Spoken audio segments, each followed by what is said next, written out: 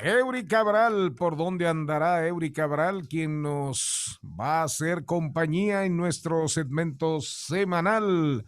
7 preguntas y un chin.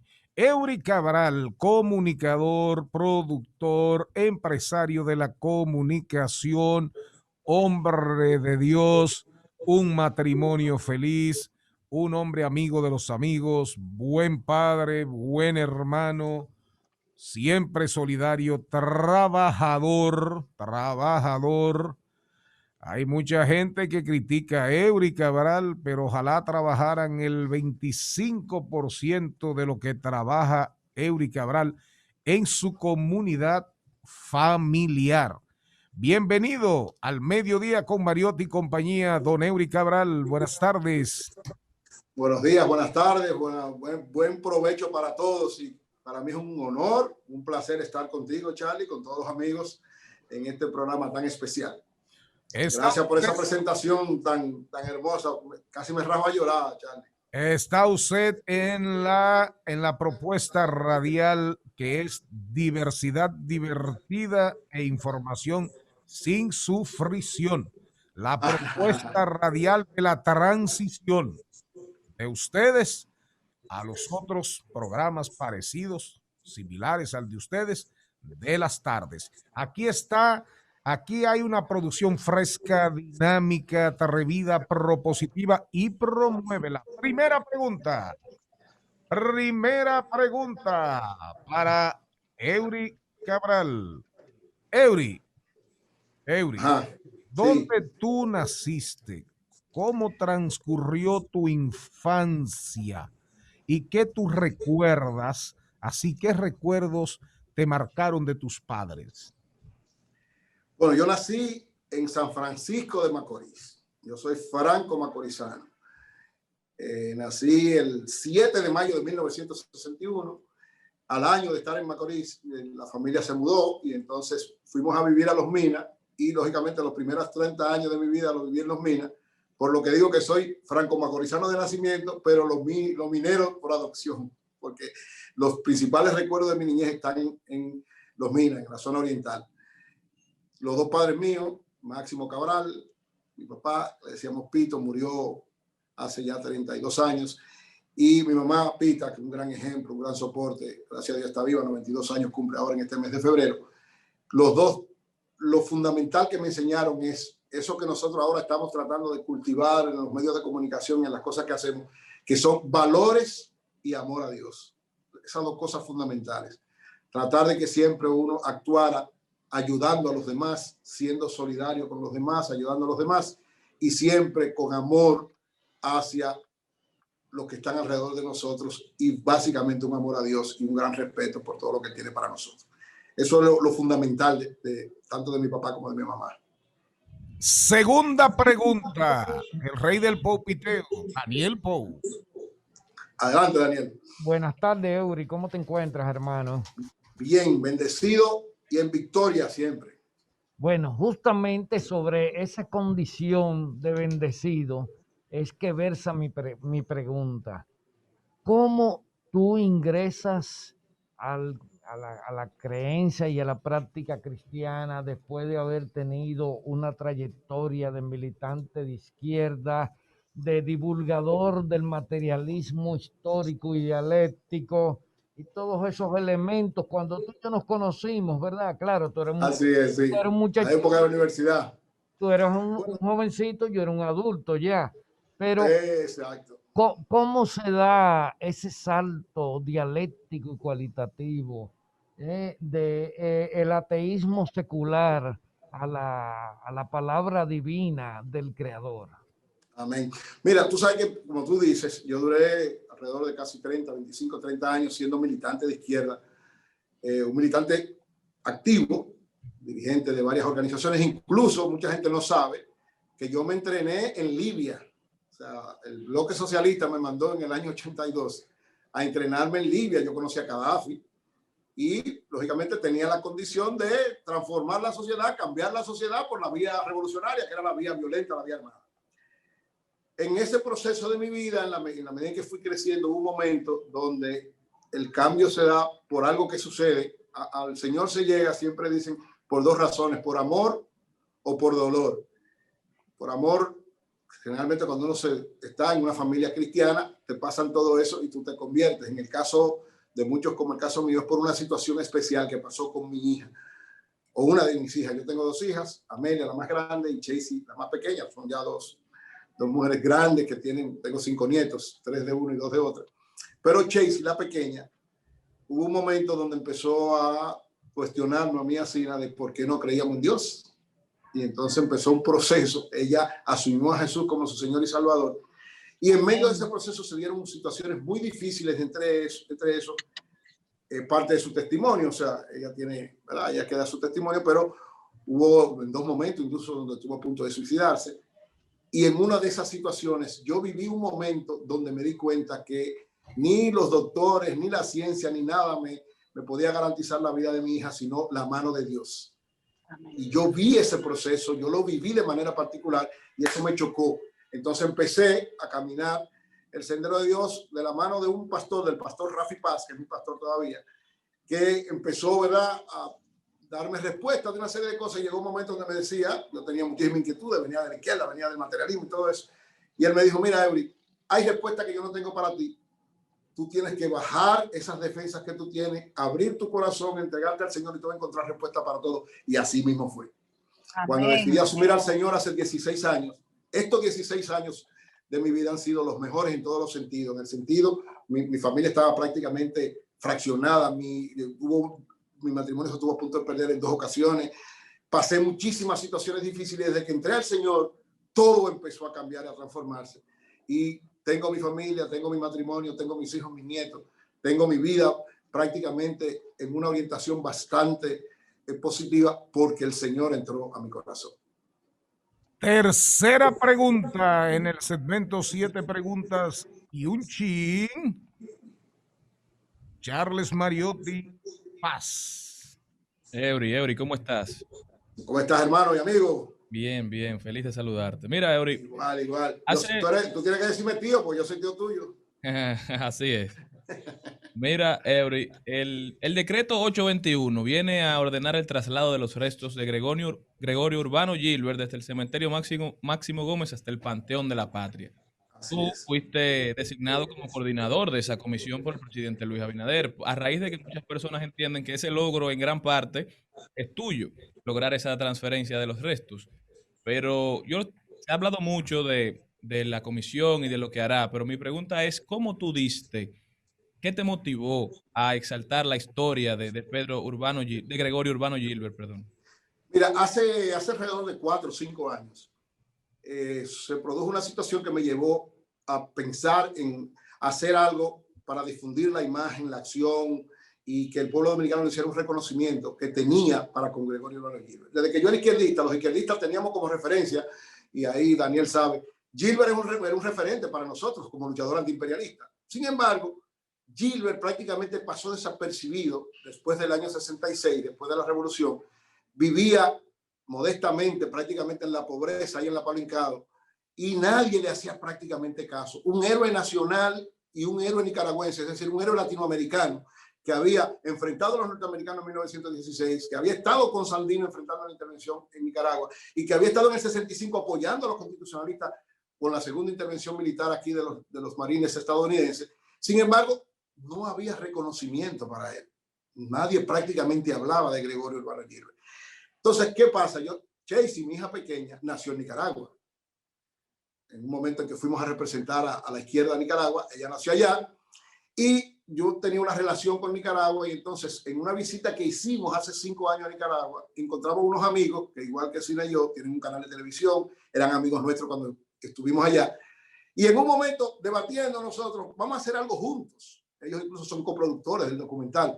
Y entonces, ¿qué une a República Dominicana y Nicaragua? Yo dije, Gilbert es el lazo de unión entre los 2 países y además ustedes lo tienen como un héroe nacional, pero nosotros no. O sea, Gilbert es un héroe nacional en Nicaragua y donde nació y donde hizo, no, prácticamente era desconocido. Entonces empezamos el proceso de hacer el documental. Debo decirle a ustedes que cuando empezamos el documental, yo visité, toqué muchas puertas de empresarios, de funcionarios, de muchísima gente, y había gente que no sabía. importantes funcionarios del gobierno no sabían quién era Gregorio Urbano Gilbert. Peor todavía, aquí hay el principal liceo es en Puerto Plata, porque Gilbert es de Puerto Plata, se llama Gregorio Urbano Gilbert, no a él. Hicimos un sondeo, no una encuesta, una especie de sondeo, y la mayoría de los estudiantes no sabía quién era Gregorio Urbano Gilbert. Peor todavía, oigan esto, en Santiago hay un club famoso que se llama GUG. Cuando le preguntábamos a la gente quién era GUG, nadie sabía. GUG es Gregorio Urbano Gilbert. Entonces, el pueblo dominicano tenía una deuda moral y patriótica con Gregorio Urbano Gilbert. Entonces, empezamos el documental. Con el documental dijimos que era un movimiento social que iniciábamos, no solamente para hacer la película, el documental, sino para que el Congreso lo declarara héroe nacional y sus restos fueran al Panteón Nacional, porque cuando averiguamos dónde estaban los restos, están en el cementerio de la Máximo Gómez. Pero oigan esto, no tiene un epitafio, un epígrafe, algo de los dominicanos. Lo único que tiene dice Gregorio Urbano Gilbert, héroe internacionalista, embajada de Nicaragua. Ni siquiera un epígrafe dominicano tenía Gilbert, es prácticamente un desconocido. Entonces hicimos el documental, hicimos el proyecto de ley, lo llevamos al Congreso. Miriam Cabral hizo un trabajo extraordinario para ayudarnos a que el Congreso lo declarara héroe nacional, lo declaró héroe nacional. Habíamos puesto también que ahí mismo se llevara al altar de la patria, al Panteón de la Patria, pero ya la ley había sido cambiada y era el presidente de la República. Se lo planteamos al presidente Danilo y Danilo nos dijo que iba a promulgar la ley y que más adelante iba entonces al decreto de llevarlo al Panteón Nacional, pero ahí vino la pandemia, se complicó muchísimo las cosas y no se pudo hacer.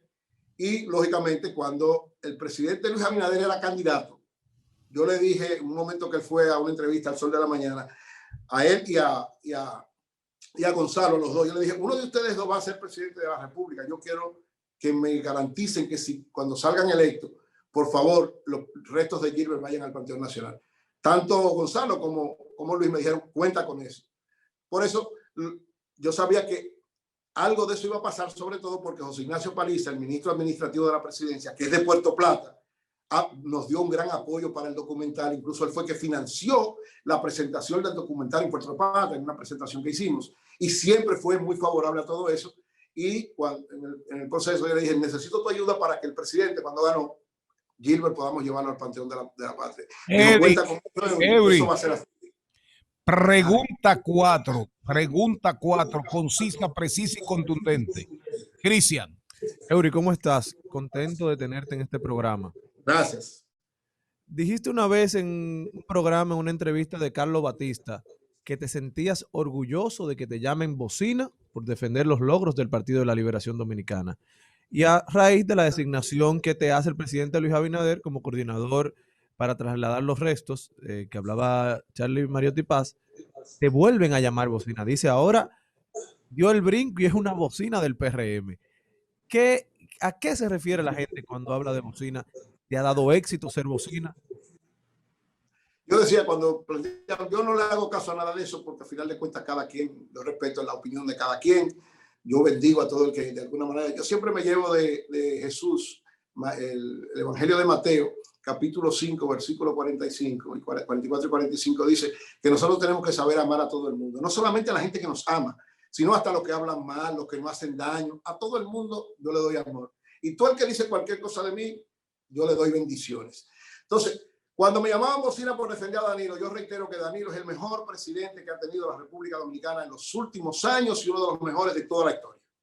Sus logros, sus éxitos. No fue perfecto, tuvo también muchísimos errores y muchísimas situaciones, pero cuando usted valora lo que fue el gobierno del presidente Medina, se da cuenta que es uno de los mejores gobiernos que ha habido en toda la historia. Entonces yo me siento orgulloso y no me preocupa que digan lo que digan. Yo defiendo lo que creo correcto y por eso ejercí esa función. Con el caso de Luis Abinader, el presidente Abinader me sorprendió nombrándome coordinador, imponiéndome en la comisión, porque el problema, la importante no soy yo, es Gilbert. Lo importante de ese decreto no es que me hayan puesto coordinador, es que Gilbert va para el Panteón de la Patria. Ahora, yo me siento honrado y le agradezco al presidente Luis Abinader que me haya puesto en esa comisión. Estoy haciendo todo el trabajo. Incluso, primicia para ustedes, la comisión va a ser juramentada el próximo lunes en el Palacio Nacional. La comisión de exaltación de Gilbert. Y entonces, yo me siento muy honrado, me siento bien con eso y estoy haciendo un trabajo, no es para Luis Abinader, no es para Danilo Medina, no es para nadie, es para ese héroe nacional que necesitaba ser reivindicado y ser valorado por el pueblo dominicano. Así que yo valoro mucho esto que hizo el presidente Abinader, me siento honrado y siento que es un compromiso con Gilbert. Yo estoy trabajando para que Gilbert termine su resto en el altar, en el Panteón de la Patria, como debió ser hace muchísimo tiempo. Así que yo no soy bocina, yo sigo siendo el mismo de siempre. Yo defiendo el proyecto que representa el presidente Danilo Medina, sigo con mi posición, pero valoro las cosas positivas de este gobierno. Creo que Luis Abinader tiene algo muy bueno y es que sabe escuchar, que es una persona que toma en cuenta muchas cosas y eso hay que valorarlo. Ahora, cuando hagan cosas incorrectas, tendrán la crítica mía, una crítica siempre constructiva, positiva, no para hacer daño, porque como nos enseñó Jesús, lo fundamental es amar a los demás, no hacer daño. Quinta pregunta a Eury Cabral. Siempre hay personas que han hablado de que han podido tener alguna sensación extrasensorial, que han tenido alguna experiencia con Dios, que el Señor les ha hablado. ¿Ha tenido usted alguna experiencia esa que pueda ser como testimonio que lo vivió? ¿De alguna experiencia extrasensorial que no le avergüence compartir con la audiencia del mediodía? No, claro que no. Yo digo, hay algo que yo digo, mucha gente no, en el momento que yo lo decía, no lo creía. Cuando me hicieron el atentado el 29 de septiembre del año 2004, ustedes se acuerdan, 9 disparos, 2 de los cuales debieron darme en la cabeza y no me dieron. Muchos dicen, es porque tú eras chiquito. No, no es porque yo era chiquito. Yo doy ese testimonio siempre. Mucha gente lo creerá, otros no, pero yo sentí la mano de Dios bajándome la cabeza y abrazándome del guía. Y por eso, un disparo que debió darme ahí chocó en el hierrito de poner la cabeza y rompió el espejo retrovisor y otro me pasó por encima, pero debieron darme esos 2 disparos. Yo sentí que la mano del Señor me bajó. Eso, mucha gente dirá, no, eso es cuento. Bueno, perfecto, yo respeto todo el que quiera pensarlo, pero para mí fue sentir que Dios tenía propósitos conmigo y así lo hizo. Lo mismo que cuando viví la situación con mi hija. Lógicamente, son el testimonio que debo dar yo, debe darlo a ella. Pero en ese momento, señores, la mano de Dios fue que garantizó que mi hija no muriera en un intento de suicidio. Y eso fue la presencia del Señor. Y yo creo que sí, que Dios le habla de muchas maneras a mucha gente desde siempre y lo seguirá haciendo. Eury, no vamos a poder hacerte las 7 preguntas ni el chin. Una última pregunta que el tiempo se nos acabó. ¿Cuáles son los planes? El canal Señales, ¿qué viene? ¿Qué nos trae de nuevo Eury Cabral? Señales viene con 2 proyectos interesantes. O sea, mantener una programación llena de valores permanentemente. Recuérdense que el documental de Gilbert Héroe de los Pueblos fue patrocinado e impulsado por Señales TV. Ahora Señales TV tiene 2 proyectos. Uno es un documental que se llama Presidentes Dominicanos en la Historia, que es una evaluación de todos los presidentes que han habido. Eso se va a estrenar en agosto de este año. Y para el año próximo tiene también un proyecto de una película que se llama El Hombre Transformado. Entonces, esos 2 proyectos, en sentido general, son las 2 metas fundamentales de Señales TV, que continuará teniendo una programación con una gran cantidad de contenidos, con campaña de valores, con programas para la familia, con una campaña nacional de defensa de los matrimonios, que son las conferencias que damos Sinaida y yo a propósito de nuestra propia experiencia como matrimonio, y seguir siempre, Charlie, como tú nos enseñaste. Recuérdate cuando íbamos a empezar Señales Te Buscamos, tratando de hacer producciones que enseñen, que entretengan, pero que sobre todo ayuden a cada quien a ser mejor cada vez. Eury Cabral, no pudimos con las 7 preguntas ni el chin, pero nos debe. Eury siempre será un motivo de atención y un buen conversador. Gracias, Eury, por estar con nosotros al medio con Mariotti y compañía. Mañana, Berman Ceballos, atención, el tema herencias, las herencias. Doctor Herencia. Él y los desheredados también. Y en Dominicanos por el Mundo, Adriano Espaillat. Sigue la historia. Adriano senador nacional por el estado de Nueva York.